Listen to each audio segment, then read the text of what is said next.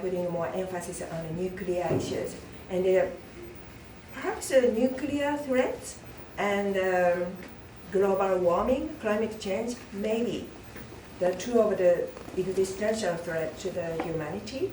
But problem is not so many people, especially young people, are not paying attention to nuclear threats or thinking about how to make the world free of nuclear weapons. With so many different emperors and powerful people wanting to take over, and this division between the Greek Cypriots and the Turkish Cypriots. However, that doesn't differ from other places that you can think of, between Serbia and Bosnia, between Israel and Palestine, between other groups that are constantly being divided. So you can think about lots of different parallels throughout history as you dive into this debate. As you may or may not know, this is going to be a crisis committee, which works a little bit different from GAs and different Senate committees you might have done in the past. So crisis committees are really fast-paced. They require a lot of critical thinking and negotiation. So the way a crisis committee works is you're going to start sort of debating like normal, and you will be sending these things called crisis notes to the back room. During these unmods, a lot of people kind of got left on the margins. A lot of people who maybe had great ideas but were less confident to kind of speak up. A lot of people who had maybe louder voices but not so great ideas were kind of overpowering them.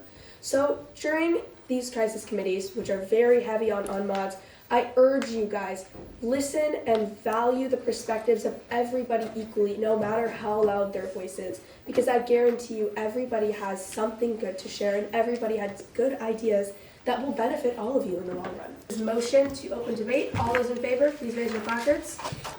This motion passes. We're now in debate. The country of Greece supports the idea of one unified nation. Bound together, we must split what we have.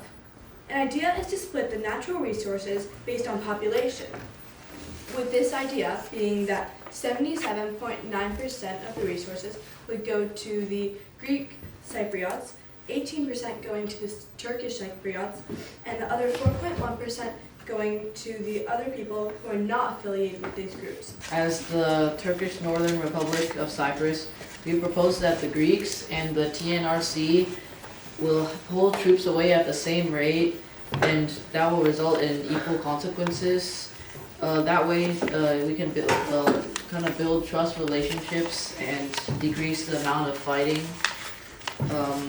This will help restore the balance between the two warring states. I think the delegate of the TNRC thinks that people should be able to go interchangeably between the two sides. Think of it like America. They're two states. They're not against each other. That's not what this is anymore. They're combined, and their best interest is for Cyprus. They're not trying to win more land against each other. That's already been figured out. Now, we're just trying to make it better for the citizens. This next committee session is to figure out how to calm the international world with a directive and how to deal with a country going behind somebody's back. Arjun, I'll bribe Ethan because he'll be next in line. You have the power to choose, and you can change them. You can change whoever you pick at any time. To use their social media posts, images, and figure out where they are stationed. Who, like all of the possible candidates for the Turkish Center being Turkish, they're just like candidates. So this is a public statement to all the people of Cyprus and all of these nations here today, and we wish to announce the following things. Okay, so the NATO application was an application as Cyprus as a whole, not the RC as a singular nation. We're simply getting ready to join after the two-state solution is hopefully put into place and the two countries become one country and everybody is happy. He states that the Turkish idea of elected presidents will not work. Yes, I understand that it benefits us, but in the long run, it will just lead to another divide where Greek Cypriots and Turkish Cypriots will die in possible coups or riots. I believe that having two separate governments might be a little bit too complicated, so I propose another solution, maybe where we could have one government, but it splits up into two to discuss their own, kind of problems. So, like what Arjun said, there's one government and then the two governments for the two states. But there's still one big government that deals with other things.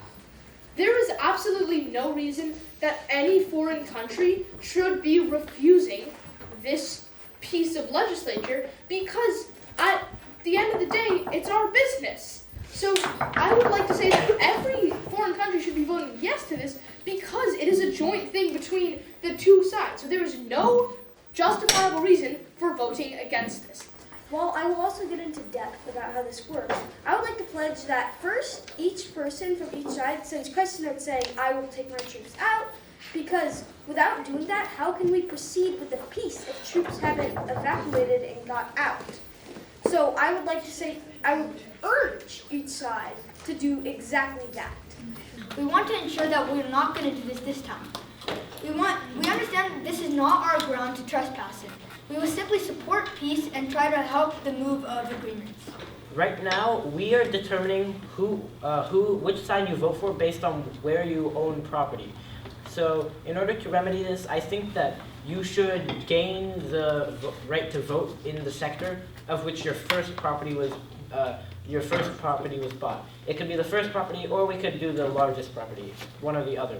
I agree with many delegates that the solar power is what we need. It's a form of renewable energy that wind power is also a part of. I think since it's not a country as big as, for example, the United States or the United Kingdom, we can't rely on natural resources that are like coal, oil. One significant issue is that is about the solar panels being bought by the citizens of Cyprus, which makes no sense just because how many people are living in poverty in Cyprus? So how would they, if the government doesn't provide them, how would they even afford to do that when your country's already failing to do that?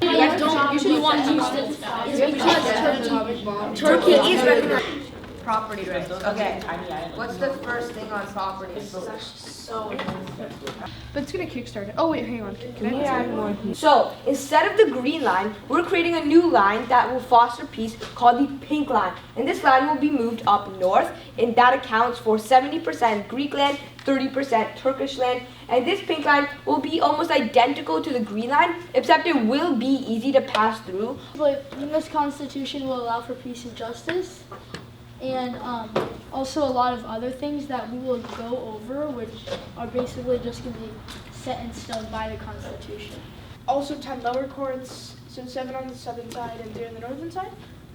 For the United Court, it will consist of 9 justices, 8 chosen by the people and 1 elected by all of the people.